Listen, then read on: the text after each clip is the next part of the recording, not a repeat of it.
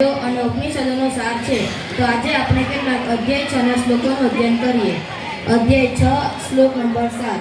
જિતાત્મનઃ પ્રશાંતસ્ય પરમાત્મા સમાહિતઃ શીતોષ્ણ સુખ દુઃખેષુ તથા માનાપમાનયો જ્ઞાન વિજ્ઞાન તૃપ્તાત્મા કૂટસ્થો વિજિતેન્દ્રિય युक्त इत्युच्यते योगी समालोष्टास्मकाञ्चन सुहृन्मित्रार्युदासीन मध्यस्थ्य द्वेषबन्धुषु साधुष्वपि च पापेषु समबुद्धिर्विशिष्यते योगी युञ्जित सततम् आत्मानं रहसि स्थितः एकांकी यत चित्तात्मा निराशीर परिग्रह शुचौ देशे प्रतिष्ठाप्य स्थिरमासनमात्मनः